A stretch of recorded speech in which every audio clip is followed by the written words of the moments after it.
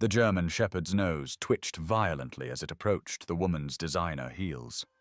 Officer Martinez had never seen Rex react this intensely to anything in their 3 years working customs together. Sarah Chen stood frozen, her heart hammering against her ribs as the sniffer dog circled her luggage with predatory precision. She forced a smile, but sweat beaded on her forehead.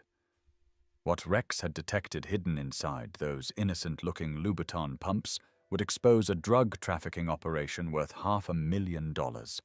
But Sarah had no idea her life was about to implode.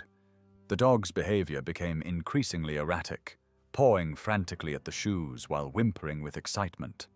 Other passengers began staring as the commotion grew. Officer Martinez felt his pulse quicken. In his 15 years of customs work, he'd learned to trust Rex's instincts completely. Something was very wrong here. Sarah's mind raced through her options. She could claim ignorance, but the dog's reaction was damning. Her carefully constructed facade was crumbling by the second. If you're already hooked by this incredible story, smash that like button, drop a comment below, and subscribe for more shocking real-life encounters that will leave you speechless. Martinez approached Sarah with practiced caution. Her expensive outfit and first-class boarding pass suggested wealth, but Rex never lied about what he smelled. "Ma'am, I'm going to need you to step aside for additional screening," Martinez said, his voice steady, despite the adrenaline coursing through his veins. Sarah's throat went dry. She thought about her daughter waiting at home, about the threats Marcus had made if she didn't complete this delivery. She was trapped. Marcus had seemed so charming when they first met at the gallery opening. She never imagined he was evaluating her as a potential drug mule. "Is there a problem, officer?" Sarah asked, her voice betraying the slightest tremor. She clutched her purse tighter, knuckles white with tension. Martinez had seen this look before, the mixture of fear and desperation that crossed people's faces when they realized their world was about to collapse. Rex continued his frantic behavior, now scratching at the heel of the left shoe specifically. His training was precise, and this reaction meant serious contraband. Sarah remembered Marcus's cold words. "Your daughter goes to Riverside Elementary, doesn't she? Such a lovely school. Would hate for anything to happen there." The customs area felt like it was closing in around her. Other officers were beginning to take notice of the situation unfolding at Martinez's station. "Ma'am, please place your shoes on the examination table," Martinez instructed, his hand now resting on his radio. Protocol demanded backup for situations like this. Sarah's hands shook as she removed her heels. Each shoe cost more than most people made in a month, but their true value was far more sinister. Martinez picked up the left heel, the one Rex had focused on. It felt slightly heavier than normal, and there was an almost imperceptible seam along the sole. "These are custom-made," Sarah said desperately. "The weight difference is just the craftsmanship. Italian leather is heavier than regular materials." But Martinez wasn't buying it. He'd heard every excuse imaginable. Rex was now sitting at attention, his training complete. He'd found what he was looking for. Sarah thought about the $50,000 Marcus had promised her. Money that would pay for her daughter's medical treatments and keep them afloat financially. The irony wasn't lost on her. She was risking everything to save her daughter, but getting caught would destroy them both completely. Martinez called for his supervisor. This was about to become a major case, and he wanted everything documented properly from this moment forward. Supervisor Janet Walsh arrived within minutes. Her 20-year career had taught her to read situations quickly, and this one screamed high-value bust. "What do we have here, Martinez?" Walsh asked, though Rex's continued interest in the shoes told her everything she needed to know. Sarah watched her life unravel in slow motion. Every second brought her closer to losing everything she'd tried so desperately to protect. Walsh examined the shoes with expert precision. Her trained eye immediately spotted the modification points where the heels had been carefully opened and resealed. Ma'am, these shoes have been tampered with, Walsh announced. We're going to need to examine them more thoroughly in our lab facility. Sarah's legs nearly gave out. The lab would find everything. The pure cocaine Marcus had forced her to transport would end her life as she knew it. In the secure examination room, Walsh carefully pried open the modified heel. The white powder inside was packed with professional precision. The field test confirmed their suspicions immediately. High-grade cocaine, approximately 250 grams per shoe. Street value, $500,000. Sarah broke down completely when confronted with the evidence. Years of financial desperation had led her to this moment of ultimate destruction. "I never wanted this," she sobbed. "My daughter needs surgery and I couldn't afford it. He said it was just one trip, just one time." Walsh had heard similar stories countless times, but the human tragedy never got easier to witness. Desperation made people do unthinkable things. The arrest was swift and by the book. Sarah's rights were read as she was processed, her designer outfit now evidence in a federal drug case. Rex received his reward treat, tail wagging with satisfaction. To him, this was just another successful day at work protecting the border. As Sarah was led away, she realized that trying to save her daughter had instead guaranteed she'd lose her forever. The ultimate price of desperation. The processing room felt like a tomb as Sarah sat in the metal chair, her wrists still bearing the red marks from the handcuffs. Detective Rivera entered with a thick file, his expression unreadable. Sarah Chen, age 34, single mother, works as a freelance graphic designer. Rivera read aloud. No prior criminal record. So how does someone like you end up trafficking $500,000 in cocaine? Sarah's voice cracked as she spoke. You don't understand. Marcus said it was just designer shoes. He said I was helping with import taxes, nothing illegal. Rivera had heard every lie imaginable, but something in Sarah's eyes suggested a deeper truth. Tell me about Marcus. How did you meet him? The memory felt like poison in Sarah's mind. 3 months ago at the Morrison Gallery. Emma had just been diagnosed, and the medical bills were crushing me. Emma is your daughter? Rivera's tone softened slightly. He was a father himself, and recognized the desperation that came with a sick child. She has a rare heart condition. The surgery costs $200,000, and insurance won't cover experimental procedures. Sarah whispered, tears streaming down her face. Rivera felt the familiar conflict between duty and compassion. So Marcus offered you money to transport the shoes? $50,000? He said wealthy clients used this method to avoid import taxes on luxury goods. It seemed harmless. Sarah's voice broke completely.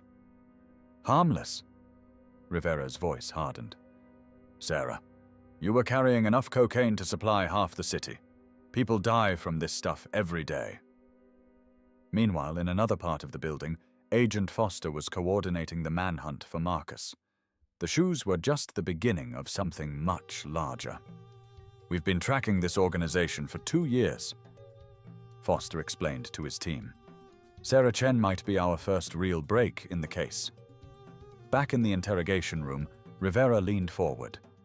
Sarah, if you help us catch Marcus, the prosecutor might consider a plea deal. Sarah's mind raced. Cooperating meant betraying Marcus, but he had already betrayed her trust in the worst possible way. What would happen to Emma if I go to prison? That depends on how much you help us, Rivera said honestly. But if you don't cooperate, you're looking at 25 years minimum for trafficking. The weight of 25 years hit Sarah like a physical blow. Emma would be 30 years old before she saw her mother again, if she survived her condition at all. He has my phone number, my address, everything about Emma's school schedule, Sarah said, fear creeping into her voice. If he finds out I talked, Rivera recognized the signs of someone caught between criminal organizations and law enforcement. We can protect you and Emma, but you have to trust us. How do I know you can keep us safe? Marcus has connections everywhere. He knew exactly when my flights were, what customs officers would be working. This revelation made Rivera's blood run cold. Sarah, are you saying Marcus had inside information about customs schedules? He knew Officer Martinez would be working with Rex today. He said the dog would be tired from the morning shift and less likely to detect anything. Rivera immediately called Agent Foster. If Marcus had someone inside customs, this case had just become a matter of national security. Foster, we have a problem. Our suspect says the trafficker had inside knowledge of customs operations and officer schedules. Foster's response was immediate. Lock down the entire customs division. No one goes home until we figure out who's feeding information to traffickers. Sarah watched the chaos unfold, realizing she had stumbled into something far more dangerous than simple drug trafficking. What have I gotten myself into? Rivera returned his attention to Sarah. You're going to help us set up Marcus. We'll arrange a meeting where you tell him the delivery was successful. He'll know something's wrong. I'm supposed to be in Los Angeles by now, not sitting in a federal building. Sarah protested. We'll say your connecting flight was delayed. These things happen all the time. The key is acting natural when you call him. Sarah's hands shook as she held the phone. One wrong word could sign her death warrant, but refusing to cooperate guaranteed decades in prison. Marcus answered on the second ring, his voice smooth and confident. Sarah, darling, how did everything go?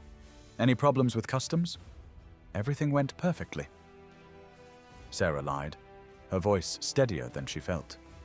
The shoes are beautiful, by the way. Italian craftsmanship really is superior. Marcus chuckled. I told you there was nothing to worry about. Martinez and his dog are predictable. Did you see how tired Rex looked? Rivera and Foster exchanged glances. Marcus had just confirmed he had detailed knowledge of specific customs officers and their canine partners. When can we meet to finalize everything? Sarah asked, following the script Rivera had given her. I'd like to get Emma's surgery scheduled as soon as possible. Tomorrow night, 8 p.m. at the Meridian Hotel downtown, room 1215. Come alone. And Sarah, Marcus's voice turned cold. Don't disappoint me. As Sarah hung up, she realized there was no going back. Tomorrow night would determine whether she saved her daughter or lost everything trying. Foster was already coordinating surveillance teams. We'll have the hotel surrounded, but Sarah has to get him to incriminate himself on tape. Sarah looked at the wire they wanted her to wear. Such a tiny device to carry the weight of her entire future and her daughter's life. The next morning, Sarah barely slept as FBI technicians fitted her with the recording device. The wire felt like ice against her skin, a constant reminder that one mistake could cost her everything. Agent Foster reviewed the operation one final time. Remember, we need Marcus to admit to the drug trafficking and reveal his source inside customs. Your daughter's future depends on this. Meanwhile, Officer Martinez was being questioned about potential security breaches in the customs division. His 15-year career was suddenly under scrutiny because of Marcus's inside knowledge. I've never leaked information to anyone, Martinez insisted, his voice strained with frustration. Rex and I do our job by the book every single day. But someone in customs was feeding information to Marcus, and until they found the leak, every officer was a suspect. The betrayal cut deep through the tight-knit team. Sarah spent the day with Emma, trying to act normal while her world crumbled around them. Every laugh from her daughter felt like a knife through her heart. Mommy, when can I have my surgery? Emma asked innocently. The doctor said it would make my heart strong like a superhero. Sarah's throat tightened. Soon, sweetheart. Mommy is working very hard to make sure you get better. The lie tasted bitter on her tongue. As evening approached, Sarah's anxiety reached a breaking point. The FBI surveillance team was already positioning themselves around the Meridian Hotel. Agent Foster's voice crackled through her earpiece during the final equipment check. "We'll be monitoring everything. If you feel unsafe, say the word butterfly, and we'll move in immediately."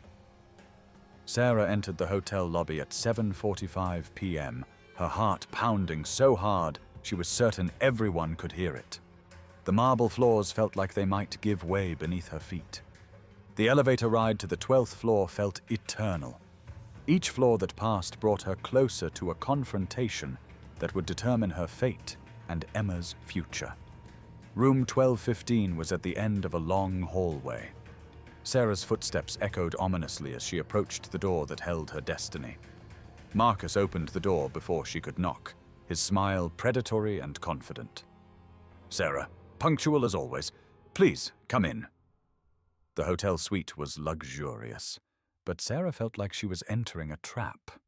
Marcus gestured to a chair, but she remained standing, every muscle tense. "You seem nervous, darling. The hard part is over. You've proven yourself quite capable," Marcus said, pouring himself a drink from the minibar. "I need the money for Emma's surgery," Sarah said, trying to keep her voice steady. "When can you transfer the $50,000? Marcus laughed, a sound devoid of warmth. "50,000? Oh, Sarah, that was just the trial run. You're worth much more to me now." Sarah's blood ran cold. "What do you mean, trial run? You said it was a one-time thing to help with Emma's medical bills." "Those shoes contained $500,000 worth of pure cocaine. You just proved you can move serious product without detection," Marcus said, his mask completely dropped. "I won't do it again," Sarah said firmly, though her voice shook. "I only agreed because you said it was tax avoidance, nothing illegal." Marcus's expression turned dangerous. "You don't have a choice anymore, Sarah. You're already a federal drug trafficker. One phone call and you'll spend decades in prison. But if you cooperate, you'll make enough money to save Emma and live comfortably forever. Next month you'll carry 10 times what you did yesterday." Sarah's mind reeled. 10 times the amount meant $5 million worth of drugs. "I can't. If I get caught with that much, I'll never see Emma again." "You won't get caught because my contact in customs will make sure you're processed by the right officer at the right time," Marcus said confidently. This was the confession Foster needed. Sarah pressed for more details, her fear temporarily overridden by determination to protect other families from this nightmare. "Who is your contact? How do you know they can be trusted?" Sarah asked, playing the role of concerned accomplice perfectly. Marcus smiled smugly. "Supervisor Janet Walsh has been feeding me information for 2 years. She ensures my packages get through specific checkpoints." Sarah felt sick. Walsh was the supervisor who had caught her, the woman who seemed so dedicated to protecting the border. The corruption ran deeper than anyone imagined.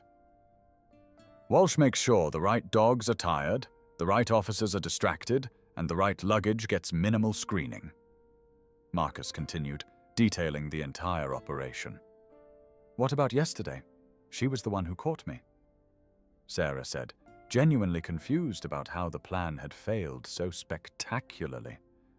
Marcus's face darkened. "Walsh got greedy. She demanded more money and threatened to expose everything. So I decided to let you get caught and eliminate 2 problems at once." The betrayal hit Sarah like a physical blow. "You set me up? You knew I'd be arrested? What about Emma's surgery money?" "Emma was never my concern," Marcus said with chilling indifference. "You were useful until Walsh became a liability. Now you're both loose ends." Sarah's maternal rage overrode her fear. "You monster! You used my daughter's illness to manipulate me into becoming a drug mule, then planned to destroy us both." Marcus reached into his jacket, and Sarah saw the glint of metal. "I'm afraid this conversation is over, Sarah. You know too much about my operation now." "Butterfly!" Sarah screamed as Marcus pulled out the gun. The hotel room door exploded inward as FBI agents stormed in, weapons drawn and ready. The gunshot never came. Marcus froze as red laser dots danced across his chest, FBI agents shouting commands from every direction. His weapon clattered to the floor as reality crashed down around him. "Marcus Delacroix, you're under arrest for drug trafficking, conspiracy, and attempted murder," Agent Foster announced as tactical officers swarmed the hotel suite. Sarah collapsed into a chair, adrenaline leaving her system as the immediate danger passed. The Wire had captured everything, including Marcus's confession about Supervisor Walsh's corruption. Within minutes, Walsh was being arrested at her home, her 20-year career ending in handcuffs as neighbors watched in shock from their windows. The recording revealed the full scope of the operation. Walsh had compromised dozens of shipments over 2 years, allowing millions of dollars in drugs to flood American streets. Officer Martinez felt vindicated but sickened. His own supervisor had been undermining everything he and Rex worked to protect at the border. Sarah's cooperation had exposed a major corruption ring, but her legal troubles were far from over. Federal prosecutors still had to decide her fate. The plea negotiations took weeks. Sarah's complete cooperation and the circumstances of her manipulation were weighed against the severity of trafficking charges. Emma's medical condition couldn't wait for legal proceedings. The stress of her mother's situation was affecting her heart condition, making surgery even more urgent. A surprising development emerged when Marcus's other victims came forward. Sarah wasn't his first target, just his most recent manipulation. Jennifer Walsh, a single mother from Phoenix, had been coerced the same way 6 months earlier. Her son needed cancer treatment she couldn't afford. Maria Santos from Miami had carried drugs to pay for her elderly father's dialysis treatments. Marcus had perfected his method of exploiting parental desperation. The pattern was clear. Marcus targeted vulnerable parents with sick family members, offering false hope while destroying their lives for profit. Public defender Lisa Chen fought hard for Sarah's case, arguing that she was a victim of sophisticated manipulation rather than a willing criminal participant. The judge listened carefully to testimony about Marcus's psychological manipulation tactics and the desperate circumstances that made Sarah vulnerable to his scheme. Character witnesses testified about Sarah's devotion to Emma and her previously spotless record as a law-abiding citizen and caring mother. The prosecution acknowledged Sarah's cooperation, but emphasized that drug trafficking laws existed to protect society from exactly these kinds of operations. After 3 days of testimony, the judge announced his decision. Sarah would receive 5 years probation and community service instead of prison time. The condition was that Sarah would work with federal agencies to identify and prevent similar exploitation schemes targeting desperate parents. Marcus received 25 years in federal prison without possibility of parole. His drug empire was dismantled, assets seized to compensate victims. Walsh got 15 years for corruption and conspiracy. Her betrayal of public trust had enabled countless crimes and endangered national security. The seized assets from Marcus's operation were liquidated, creating a victim compensation fund that would help pay for Emma's surgery and other medical needs. Emma's surgery was scheduled for the following month. The experimental procedure offered hope for a normal childhood that had seemed impossible before. Sarah began her community service by speaking at airports and border crossings, warning travelers about recruitment tactics used by drug traffickers. Her story became part of federal training programs, teaching customs officers how to identify victims of coercion versus willing participants. Rex received a commendation for his role in exposing the corruption ring. His nose had literally sniffed out a conspiracy that threatened border security. Officer Martinez was promoted to supervisor, tasked with rebuilding trust and implementing new security protocols to prevent future corruption. The other victims of Marcus's scheme found support through a network Sarah helped establish, connecting exploited parents with legal and emotional resources. Emma's surgery was successful, beyond all expectations. Her heart grew stronger each day, and her smile returned as her energy levels improved. 6 months later, Sarah testified before Congress about the vulnerability of desperate parents to criminal exploitation and the need for better social safety nets. Her testimony led to new legislation providing emergency medical funding for families facing catastrophic healthcare costs, preventing future exploitation. The Meridian Hotel incident became a case study in federal law enforcement training, demonstrating how corruption investigations require multi-agency cooperation. Sarah returned to graphic design work, but now also consulted with law enforcement agencies on victim psychology and criminal recruitment methods. Emma started school that fall, her heart condition finally stable enough for normal childhood activities like playground games and sports. The mother and daughter's bond grew even stronger through their shared ordeal, proving that love and determination could overcome even the darkest circumstances. Sarah's story serves as a powerful reminder that criminals prey on desperation, using our love for family as weapons against us in their schemes. If this story opened your eyes to how scammers exploit parental love and desperation, please hit that like button and subscribe for more content that protects you and your family. Share this with anyone who needs to recognize these dangerous manipulation tactics.